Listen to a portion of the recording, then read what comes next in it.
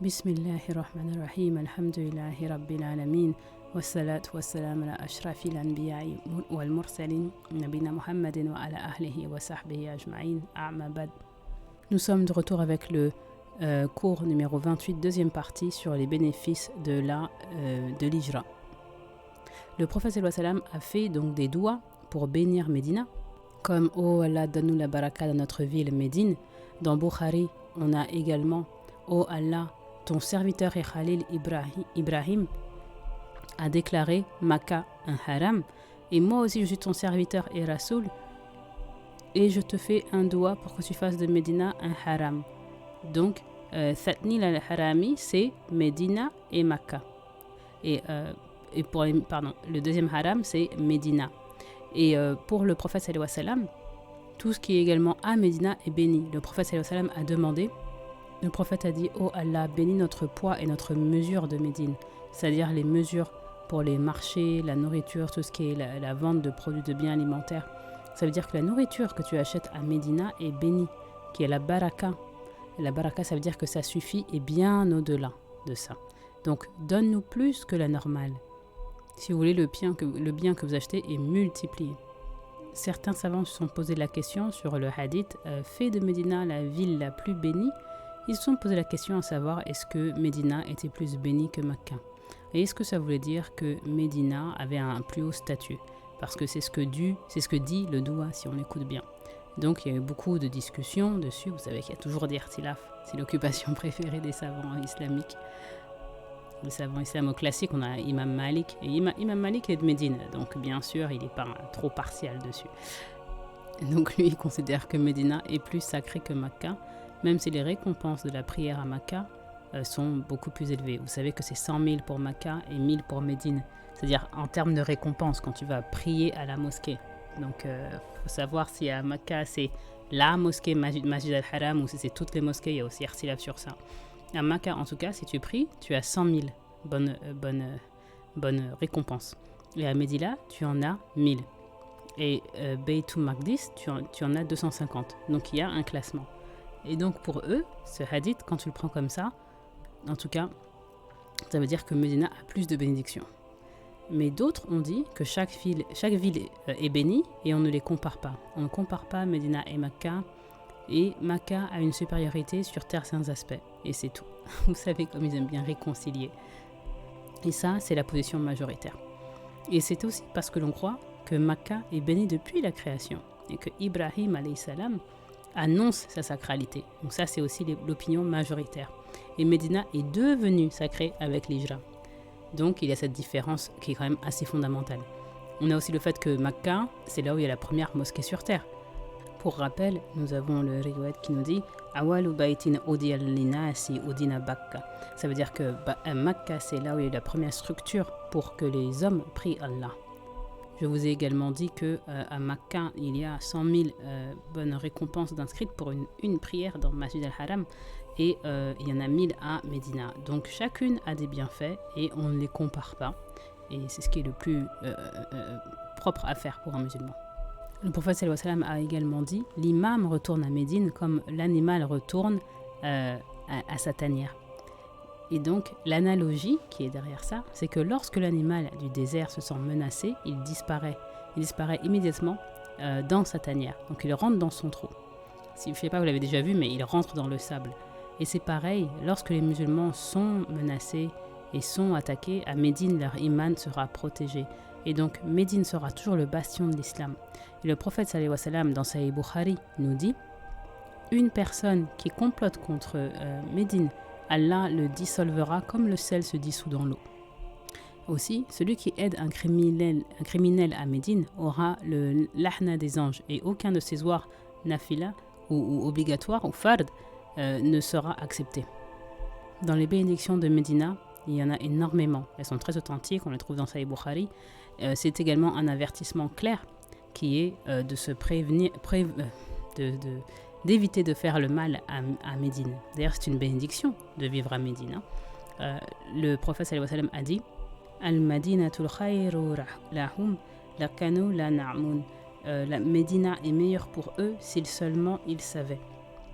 Le prophète sallallahu alayhi wa sallam a dit que si une personne se montre patiente avec les difficultés de Médine, alors je serai son intercesseur le jour du jugement.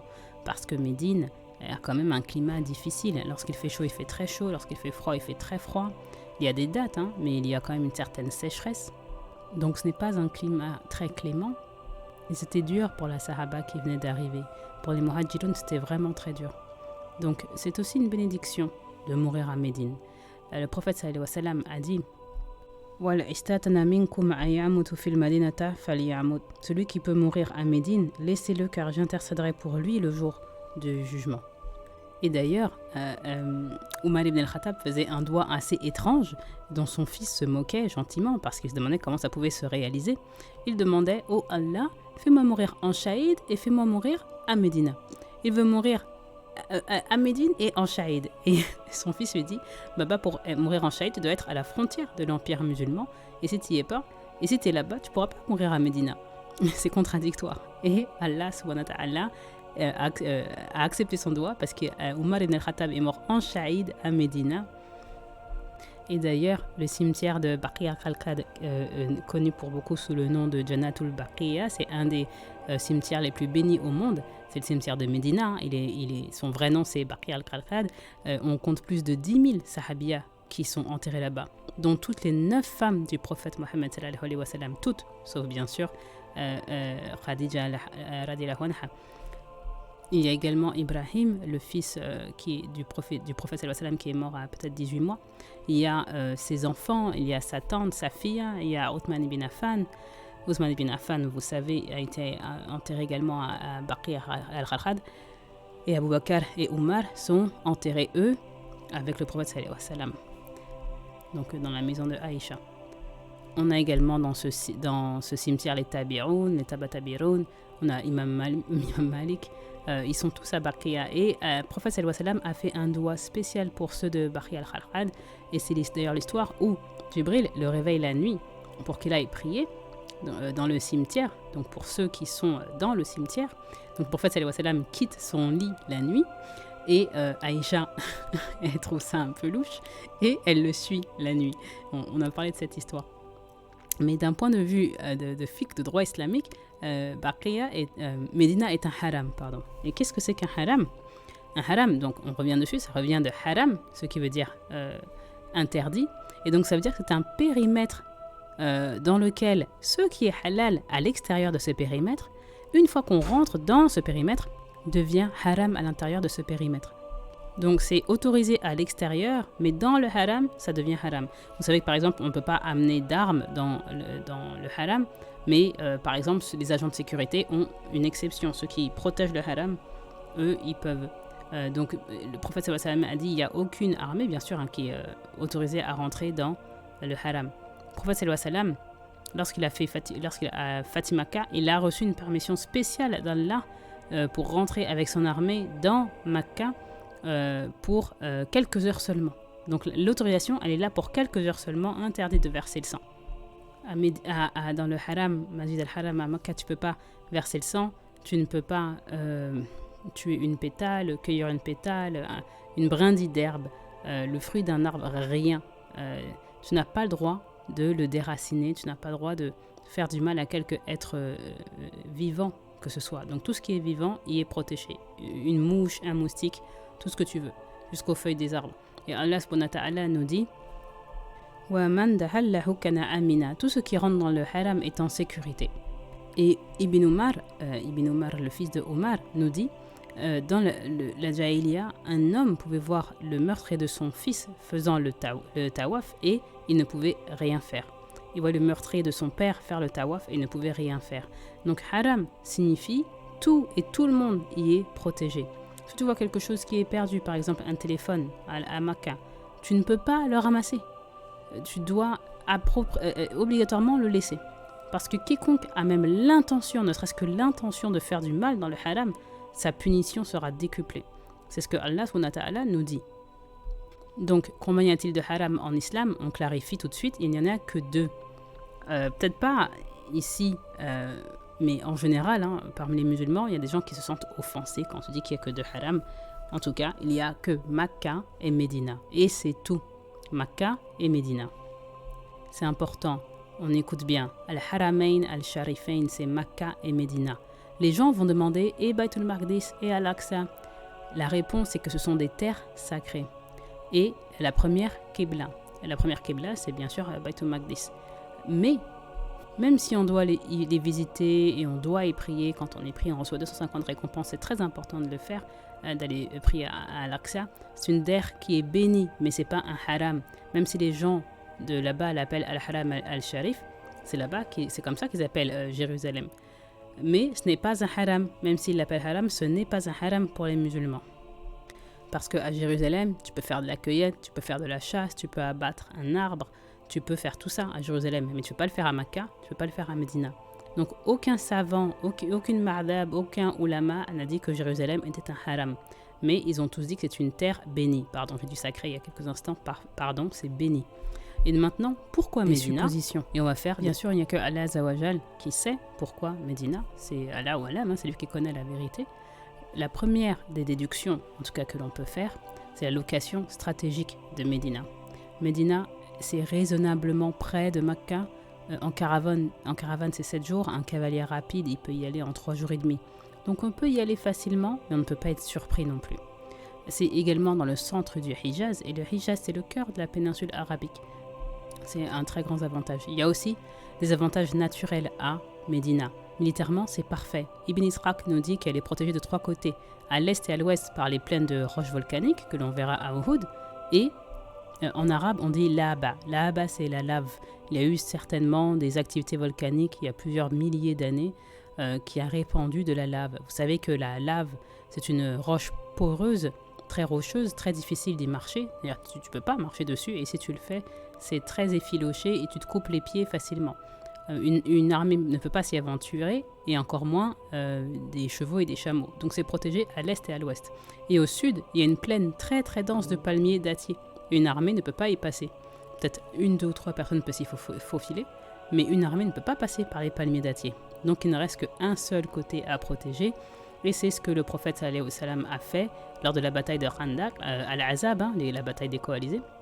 Le vrai nom de la bataille, c'est Khandaq, là où il a fait construire la tranchée. Donc une tranchée longue de plusieurs mètres, et c'est là que c'était le meilleur moyen de se défendre contre une armée de 12 000 qui était juste aux portes de Médine. La troisième des raisons, c'est que Médina n'a jamais été conquise. Donc il y a toujours cet esprit de Aïza, cet esprit d'indépendance, également cet esprit belliqueux. Généralement, un peuple qui est conquis, son esprit est cassé. D'ailleurs, c'est la première chose que fait celui qui fait la conquête. Il casse l'unité en 1000 morceaux, et il casse l'esprit, il casse casse le moral. Et donc c'est ce qu'on fait dans n'importe quelle guerre. Et d'ailleurs, il n'y a qu'à regarder la traite des Noirs, qu'à regarder les génocides à travers le monde. C'est toujours la première chose qui est faite par par le conquérant, pour s'assurer qu'il n'y a pas de rébellion derrière. C'est très important pour les batailles. Une autre des raisons qu'on peut déduire, c'est que Aïcha nous dit, elle nous parle, elle, des guerres de Bou'ath. Les guerres de Bou'ath qui ont duré 40 à 50 ans. Certaines disent 100 ans, mais bon, ça semble pas trop crédible. En tout cas, ces guerres, elles ont duré plus d'une génération. Ça s'est passé avant l'Hijra. Et Aïcha nous dit, c'était un cadeau pour le prophète sallallahu alayhi wa sallam. Parce que, bien sûr, que s'est-il passé pendant ces guerres? Le vieux leadership, tous ceux qui veulent s'accrocher au pouvoir, tous ceux qui veulent le pouvoir, tous ceux qui ont le pouvoir, et ceux avec qui ça aurait été dur d'amener un changement, ils sont tous morts dans cette guerre civile. Il ne reste que les jeunes. Il ne reste que des jeunes qui ont fait une génération de guerre civile, qui sont fatigués, ils sont nés dans la guerre, ils sont fatigués, ils veulent un changement, un renouveau, ils veulent surtout embrasser le changement, et donc ils veulent aussi un leader impartial qui vient de l'extérieur, mais pas tout à fait non plus de l'extérieur. On va voir dans quelques instants pourquoi. Et donc c'est avec joie que le prophète sallallahu alayhi wa sallam est accueilli à Médine. Une autre des récits sur la question pourquoi Médine, une autre des raisons, c'est la direction, ou plutôt la connexion. Il y a une connexion directe avec le sang. À Médina, le prophète sallallahu alayhi wa sallam a des cousins du second degré. Donc il est le deuxième cousin de certains. Je vous rappelle que Hachim, de la tribu des Banu Hachim, c'est lui l'ancêtre commun, donc l'arrière-grand-père du prophète sallallahu alayhi wa sallam, a épousé une femme de Yatrib, Salma, très belle, très énergique, une businesswoman avec beaucoup de caractère. On dit d'ailleurs qu'elle avait tellement de caractère que c'est elle qui mariait et qui divorçait ses maris. C'était pas le contraire. Et c'était la fille du chef de sa tribu. Elle avait cette indépendance, elle pouvait avoir cette indépendance. Et donc Hachim la voit au marché. Hachim, c'est celui qui a, on l'a vu dans le deuxième cours de Sira, celui qui a établi Rihlat Shita et Wasaif. Allah lui a inspiré Rihlat Shita et Wasaif. Et c'est un commerçant, bien sûr il passe souvent à Médine, il passe souvent au marché, donc il la voit et il envoie une proposition de mariage à son père. Et c'est elle qui met ses conditions. Elle dit je reste à Médine, tous les enfants qu'on aura resteront également à Médina, à Yatrib à l'époque, et je reste une businesswoman, c'est-à-dire que je continue mes activités professionnelles, je ne serai pas une femme au foyer. Elle lui dit. Et Hachim, il est content, il accepte, mais l'union est de courte durée, parce que Hachim meurt. Il meurt en voyage, c'est un businessman. Il meurt à Razza, qui est dans l'Empire romain à l'époque. Et Salma, elle ne dit pas à la famille de son mari au Koresh qu'elle est enceinte, parce qu'elle veut garder son fils. Vous savez que les enfants appartiennent à la famille du père chez les Arabes. Donc elle ne le dit pas. Donc l'enfant naît, il naît avec une mèche de cheveux blancs, et c'est pour cette raison on l'appelle Sheiba. Sheiba, c'est la référence à cette mèche de cheveux blancs. Et il grandit à Médina, les Koresh ne sont pas au courant, jusqu'à ce qu'un jour, un Koresh qui fait du commerce passe et reconnaît les traits des Koresh sur cet enfant qui a à peu près 12-13 ans. Il court et va voir le petit, il lui dit « Mais qui est ton père ?» Et le petit, il connaît la lignée de son père. Donc Sheiba, il dit « C'est Hachim, blablabla, blablabla. » Les Koresh, il est très fier. Et ce commerçant court chez lui, dire au Koresh « Il y a un enfant de chez vous qui est Yatrib. » Et il raconte en détail. Et donc Al-Muttalib, c'est l'oncle de Sheiba, le frère de Hachim, il va à Médine, il voit l'enfant de 12-13 ans, il lui dit « T'as un héritage, t'as une grande famille, tu auras ci, tu auras ça ». Donc il lui raconte tous les biens qu'il aura, la grande famille qu'il a, son héritage. Et donc un enfant de 12-13 ans se laisse forcément séduire par ce genre de récit, surtout que tu cherches à t'affirmer, tu deviens un homme. Et d'ailleurs ce ne sont pas des contes, c'est la vérité. Donc, ce qui se passe, c'est que le talib, il le prend sur son chameau. C'est un kidnapping consenti, donc entre guillemets, il n'y va pas de force, mais il le prend sur son chameau et il avance. Et ils disent rien, bien sûr, à Salma, ils disent rien à la mère. Donc, quand il rentre avec ce petit enfant sur son chameau, les gens pensent que c'est son nouvel esclave. Il dit rien, donc ils pensent que c'est l'esclave de Muttalib, et c'est comme ça qu'il se fait appeler Abd al-Muttalib. Abd al-Muttalib. Et c'est comme ça qu'il garde le nom de Abd al-Muttalib. Lui, bien sûr, Muttalib, il corrige personne. Il veut pas qu'on sache qu'il a pris un enfant de chez quelqu'un à Yatrib. Et c'est comme ça que Abd al-Muttalib, il passe toute son enfance, sa puberté à Médina. Et c'est lui, le grand-père du prophète sallallahu alayhi wa sallam. C'est lui, la légende d'Arabie. Et c'est vraiment Qadr Allah, parce que avoir une femme hors de chez soi, c'est tellement rare à l'époque. C'est tellement rare que le prophète sallallahu alayhi wa sallam va vivre dans la maison de son grand-père, Abd al-Muttalib. Et Salma, elle est de la tribu Banu Nadia bin Najjar. Donc en fait, elle est des Razraj. Donc le prophète sallallahu alayhi wa sallam, c'est le deuxième cousin par son arrière-grand-mère maternelle qui est des Razraj. Chez les Arabes, on connaît sa lignée sur 20 générations. Tout le monde connaît par cœur, c'est normal, c'est comme ta carte d'identité. Donc le prophète sallallahu alayhi wa sallam n'était pas étranger. Et d'ailleurs, il est allé à Médine quand il était enfant. Donc oui, la connexion n'est pas si forte parce qu'elle vient de la mère et pas du père, mais il y a une relation de sang et ce n'est pas un étranger, donc c'est normal. Et le prophète d'ailleurs reste chez Abu Ayyub al-Ansari lorsqu'il arrive à Makkah, parce que c'est sa famille la plus proche. Le plus proche qu'il a à Médina, c'est lui. Peut-être une autre raison pour laquelle Médina a été choisie, c'est que les Haus et les Razraj sont les descendants des Kahtan. Si vous vous souvenez du cours sur la généalogie du prophète sallallahu alayhi wa sallam, Kahtan, c'est la branche qui vient du Yémen. Ce sont les Arabes du Yémen. Et Adnan, ce sont les Arabes du Hijaz. Et le prophète sallallahu alayhi wa sallam, si vous voulez, il fédère les Adnani et les Kahtani sous la bannière de l'islam pour créer la première république islamique, la première nation islamique. Il y a toujours eu un espèce d'antagonisme entre les Adnani et les Kahtani. Vous savez, c'est très tribal. Donc il y a toujours eu quelques tensions. Et aux alentours de Makkah, toutes les tribus sont Adnani, sauf les Haus et les Razraj. Et c'est vraiment un plan divin, c'est le plan d'Allah Parce que cette fédération des Adnan et des Qartan, c'est que personne ne peut s'opposer à l'islam simplement sur des bases ethniques. Personne ne peut dire « Ah, mais c'est parce que tu préfères un tel ou tu préfères un tel ». Ça réunit les deux grandes branches des Arabes. On simplifie au possible. Hein. On va dire les Arabes, c'est Qartan et Adnan. C'est simplifié, mais c'est ce qu'il y a de plus correct.